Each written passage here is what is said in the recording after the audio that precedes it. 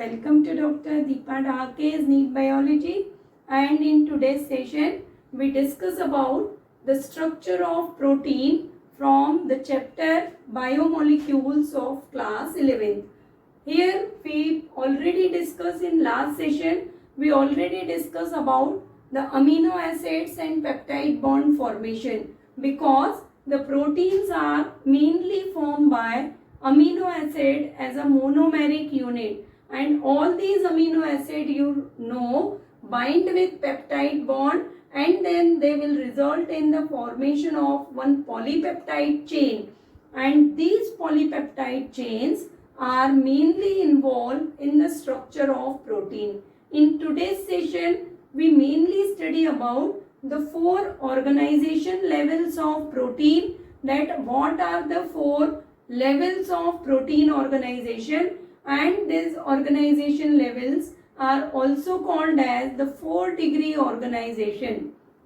So here when we begins with the structure of protein, so there are four levels of organization. First, primary structure of protein, or it is called as first level. So primary structure, or it is called as 1 degree or 1D structure. After that we study secondary structure, and secondary structure you remember is either in the form of fiber or in the form of globules, that is second degree order or 2D structure we say. The third is tertiary structure, and this tertiary structure is mainly three-dimensional structure of the protein. And after that the fourth is called as quaternary structure,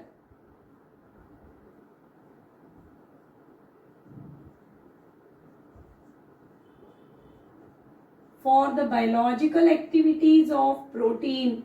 4D structure is required.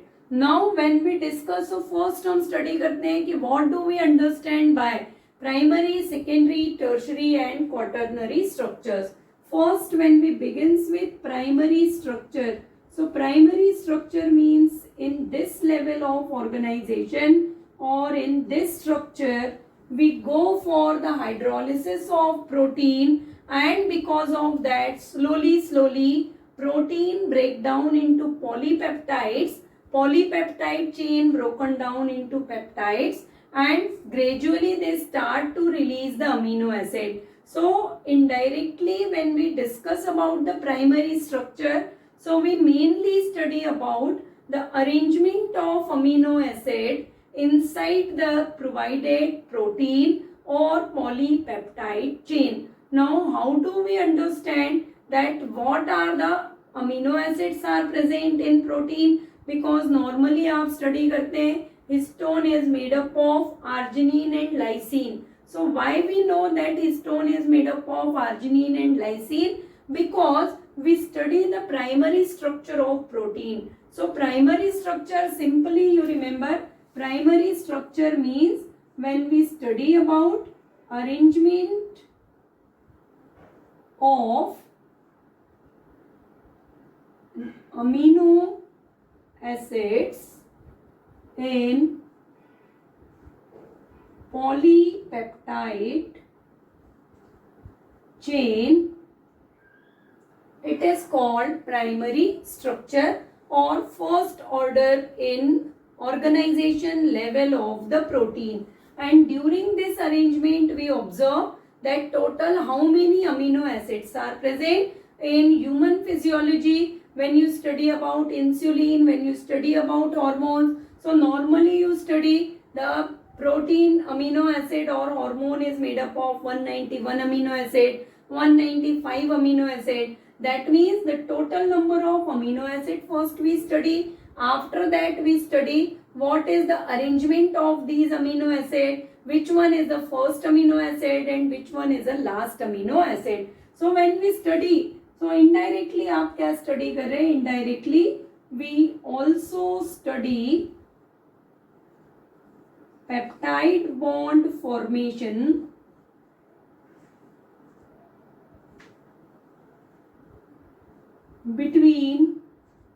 amino acids.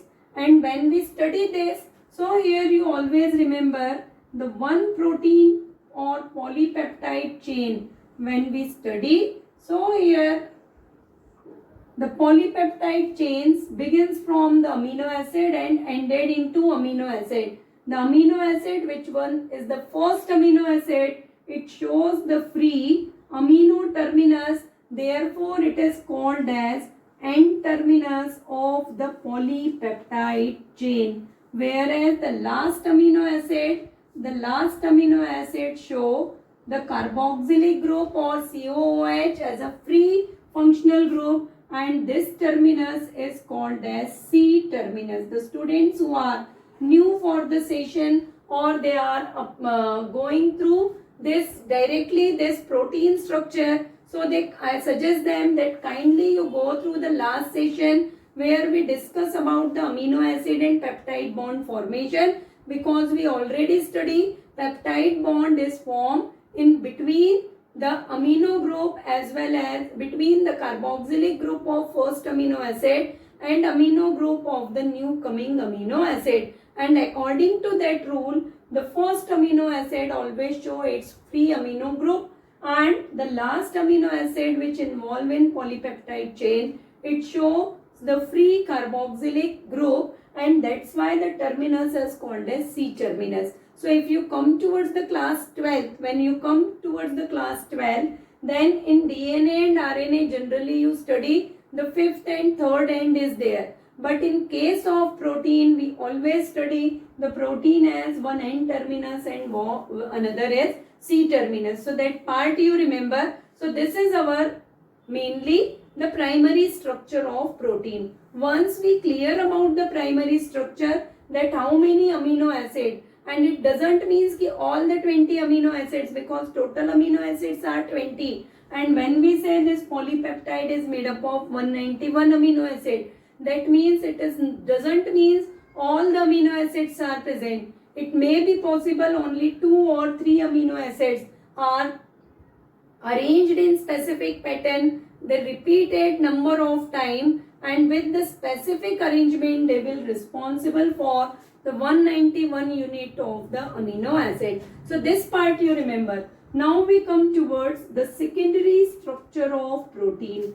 When we study about secondary structure or second order of the organization level, so secondary structure, firstly you remember, it was first time provided by Pauling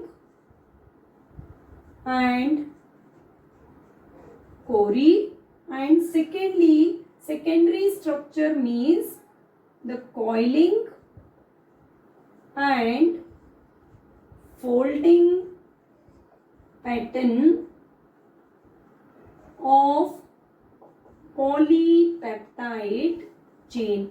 So how does these polypeptide chains maintain their coiling and folding, whether they present in the form of coiled structure or they present in the form of folded structure? When we study, then we mainly study about the secondary structure. So in coiling and folding when we discuss, so secondary structure of the protein mainly available in two forms.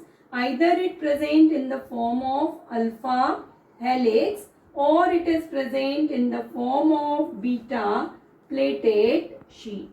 This part you remember, the alpha helix, the helix of the proteins are present in this way. The stability of the helix is mainly because of hydrogen bonds. This part you remember, the hydrogen bond provide the stability to the secondary structure of the protein. When we come towards the beta plated sheet, so beta plated sheet means a number of alpha helix or number of polypeptide chains parallelly arranged together and the complex structure is formed. This complicate or complex structure is called as beta plated sheet. That means the helix are arranged parallelly in the form of sheet. Generally when the proteins are present in fibrous form, then they are present in the form of helix. The globular proteins generally show the arrangement in beta plated sheet. Sheets are also may be vary, either all the C terminus and N terminus. All the N terminus of the polypeptide chain and C terminus of the chains are present towards one side, or in another chains the N and C terminus are present oppositely and provide a spatial rigidity and spatial strength to the secondary structure of protein. So N to C and C to N arrangement is there. So these two arrangement of the beta plated sheets of secondary structure whenever we study. So you simply remember we study about the coiling and folding pattern, whether the protein present in alpha helix or it is present in beta plated sheet, and this is the reason that we every time study the hemoglobin is made up of 2 alpha and 2 beta polypeptide chain. So I hope now you clear ki what do we understand by alpha and beta polypeptide chain. First thing you remember. Secondly, I am not going to detail structure of the alpha helix because this much is not provided in your syllabus. Otherwise, alpha helix is having its own detailed structure and beta plated sheets are also showing the detailed structure. Now, when we completed the secondary structure, so we come towards the 3D structure of the protein or tertiary structure. It is also called as three-dimensional structure of the protein.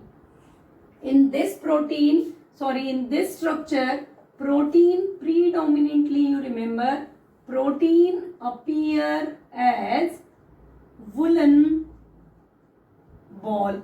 So the polypeptide chains start to coiling on their own axis and it gives the appearance of woolen ball like structure. When we study the tertiary structure, so we also study that what are the forces as well as different bonds which provide stability to secondary structure of protein. So whatever factors and whatever bonds which provide a rigidity and stability to this helix or plated sheet, that we mainly study during the tertiary structure, and that's why in tertiary structure we discuss about the disulfide bonds,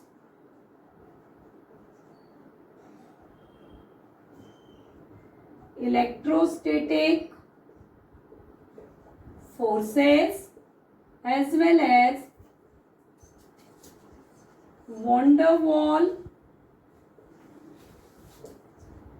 forces. This part you remember. So these some of the examples are there. So disulfide bond, electrostatic bond, van der Waals forces, and another different types of bonds we discuss when we mainly discuss about the tertiary structure of the protein. Now we come towards the fourth level of organization. That fourth level of organization is called as quaternary structure of protein. The quaternary structure of protein means you simply remember this structure refers to polymerization of protein. Polymerization of protein means 2, 3 or more polypeptide chains comes in contact and fuse to form one large molecule of protein. Then we say that the polypeptide chains undergoes in polymerization and it will result in the formation of protein. As in case of hemoglobin, the 2 alpha chains and 2 beta chains are polymerized with iron and will responsible for the formation of hemoglobin. So this part you remember. So quaternary structure when we study, so in quaternary structure you remember polymerization when we comes. So polymerization you remember, polymerization means here if the similar polypeptides are fused, then homomers or homopolymer is formed,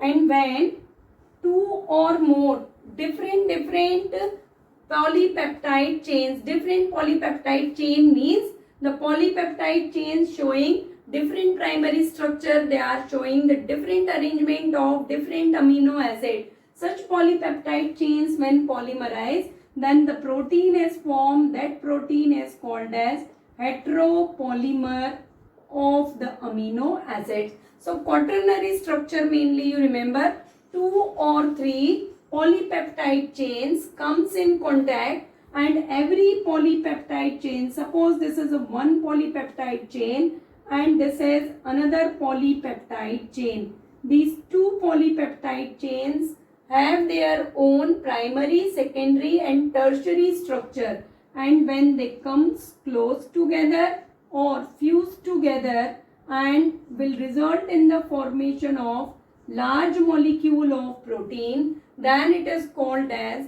then we study mainly about the quaternary structure of the protein. So this much you remember for the organization levels of the protein. In addition to that, if you want to study in detail, so you can go through the classification of protein according to their functions, but mainly now in NCERT under biomolecule only structural organizations are there, and from recent papers as we observe the types of protein, globular protein, fibrous protein and the different kinds of functional proteins, that is simple protein, complex protein, all these questions are generally not asked या पूछे ही नहीं जा रहे हैं. So simply you directly and as it is you go through the NCERT, and whatever I explain one time you go through that part, read the NCERT properly, and even after that if you feel any doubts and difficulty, so I am here to solve those doubts and difficulty. So with this I sum up my today's session. In next session we will discuss about the next biomolecule, that is fatty acid. First we study and then we continue with the lipids. So fatty acids and lipids we mainly study in next session. The students who are new for the session, they kindly subscribe my channel and like my videos, as well as up to next session all the students stay motivated and stay blessed.